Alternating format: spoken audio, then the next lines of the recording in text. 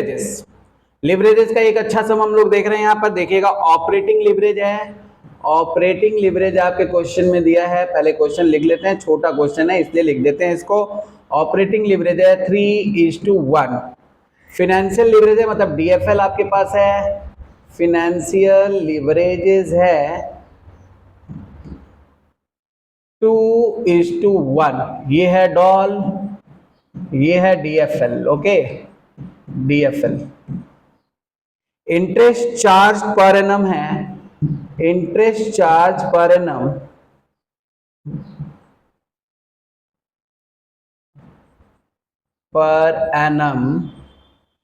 Interest charge per annum है 20 लाख रुपया का। कॉर्पोरेट टैक्स रेट है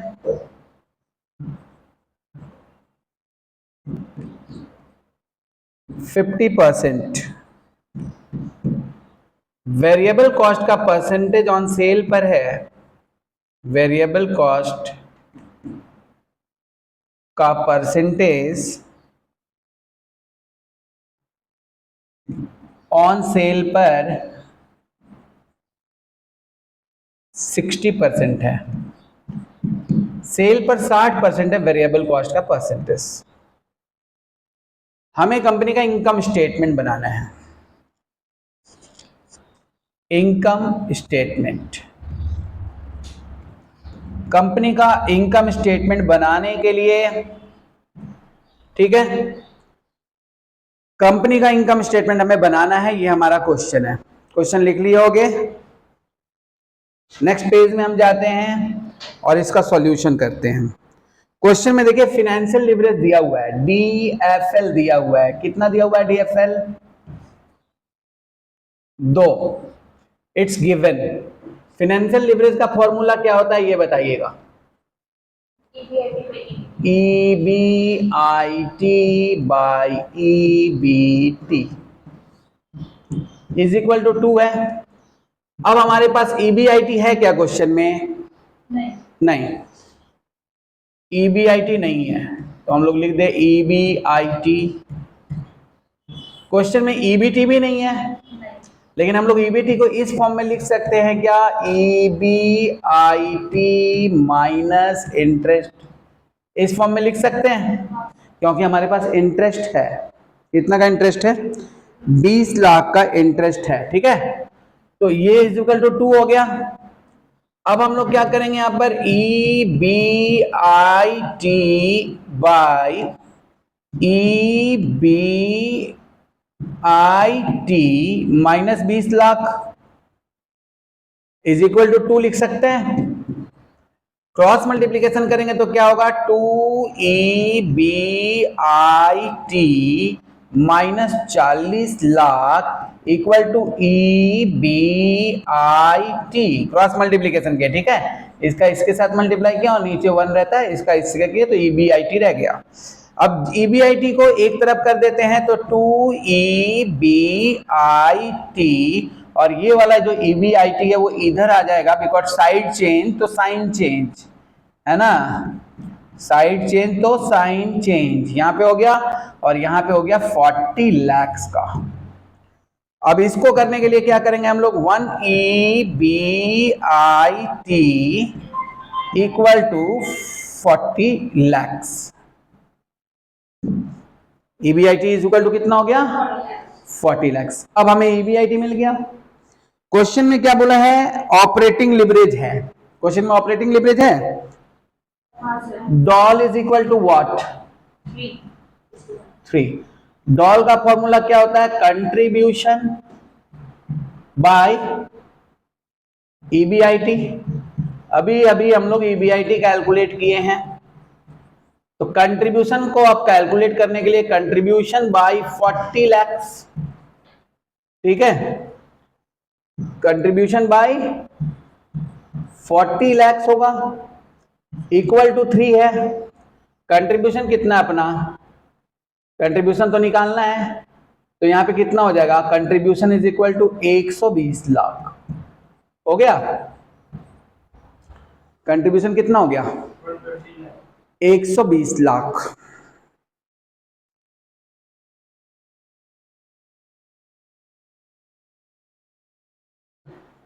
अब कंट्रीब्यूशन हमें मिल गया।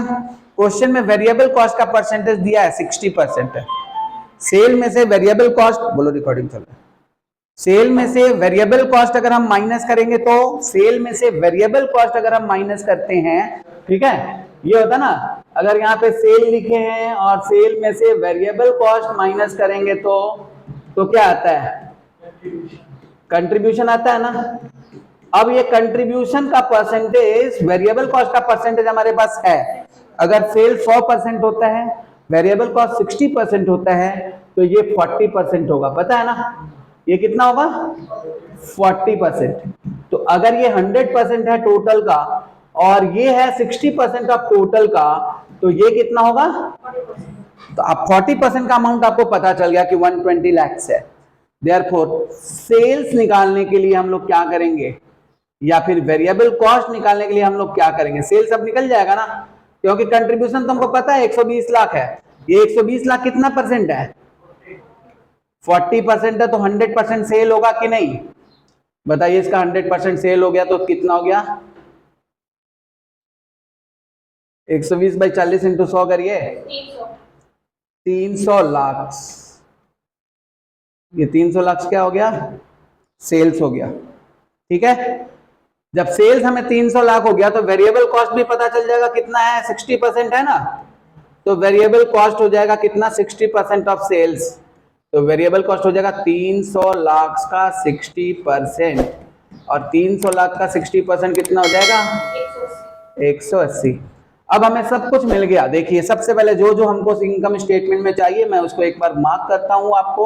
सबसे पहले हमें इनकम स्टेटमेंट में सेल चाहिए, देखते हो ना सेल रहता है, फिर हम उसमें से माइनस करते हैं वेरिएबल कॉस्ट, ये वेरिएबल कॉस्ट मिल गया ना, तब हमें मिल जाता है कंट्रीब्यूशन। तो ये कंट्रीब्यूशन हम लोग निकाले थे, लास्ट पेज में है, ये कंट्रीब्यूशन हम लोग निकाले थे, नहीं निकाले थे, यहीं पे निकाले होंगे कंट्रीब्यूशन,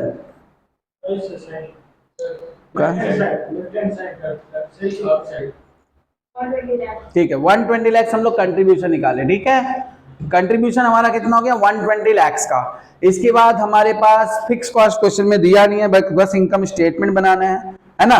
कॉर्पोरेट टैक्स रेट दिया है, फाइनेंशियल चार्जेस दिया है, मतलब इंटरेस्ट दे दिया है, तो हम लोगों को क्या निकालना है, इनकम स्टेटमेंट। चलिए इनकम स्टेटमेंट अब हम लोग बना लेते हैं। इनकम स्टेटमेंट बनाने के लिए ऐसा एक फॉर्मेट होगा और उसमें सबसे पहले लिखेंगे यहाँ पे इनकम स्टेटमेंट। इनकम स्टेटमेंट लिखने के बाद यहाँ पर हम लोग लिखेंगे सेल्स।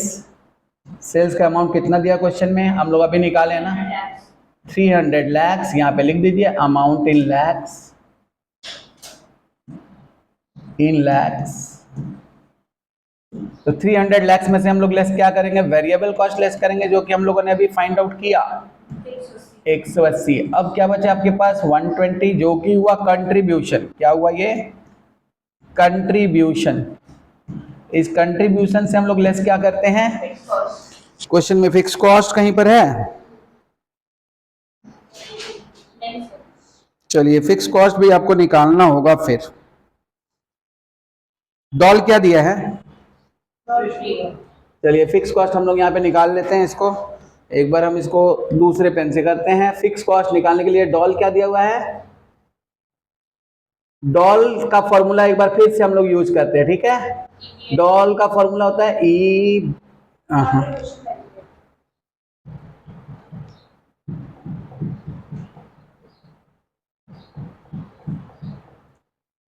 कंट्रीब्यूशन बाय ईबीआईटी होता है ना, यही होता है ना, कंट्रीब्यूशन बाय ईबीआईटी। अब हम लोग ईबीआईटी कैसे निकालते हैं ये बताइए। कंट्रीब्यूशन तो लिख देते हैं हम लोग, ईबीआईटी हम लोग कैसे निकालते हैं। ईबीआईटी हम लोग निकालते हैं कंट्रीब्यूशन जो आता है ना उसमें से फिक्स कॉस्ट लेस करते हैं, यही करते हैं ना।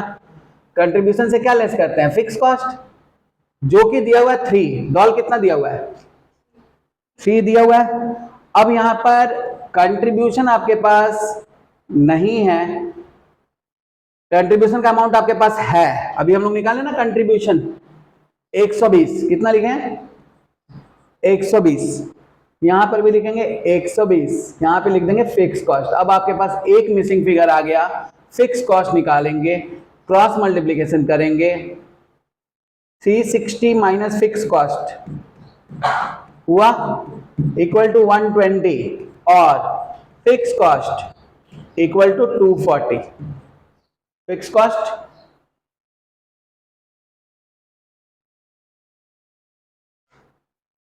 आगे यहाँ पे, अच्छा यहाँ पे 3 फिक्स कॉस्ट होगा।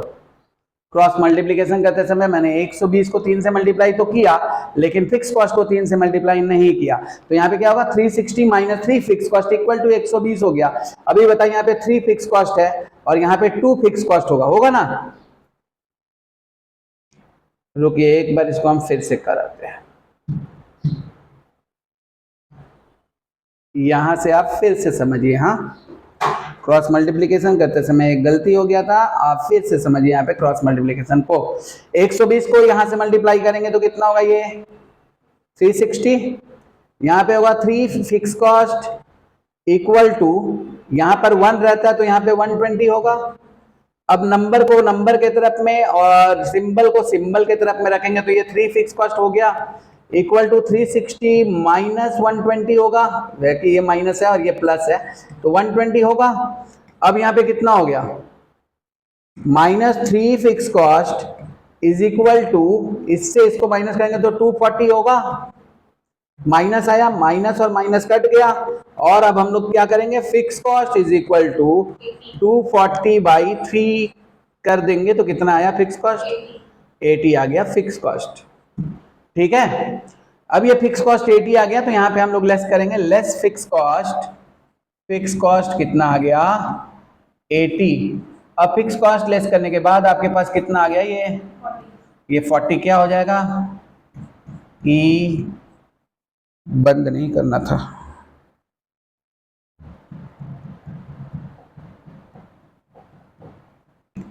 आई टी, और इसमें से हम लोग लेस क्या करेंगे, इंटरेस्ट कितना था वो 20, तो ये 20 क्या आ गया, ई बी टी।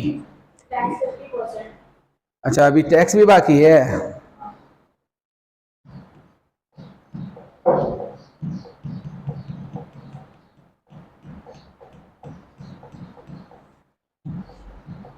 ठीक है। इसमें से हम लेस करेंगे क्या, इसमें से हम लेस कर देते हैं टैक्स, टैक्स लेस करने के बाद यहाँ से हम लोग लेस कर देंगे टैक्स, टैक्स आएगा कितना परसेंट, 50%, 50% इसका कितना हो गया 10 हो गया, बचा कितना 10, और ये क्या हो गया प्रॉफिट आफ्टर टैक्स। तो ये रहा आपका इनकम स्टेटमेंट कुछ फैक्टर्स के कारण, समझ आया।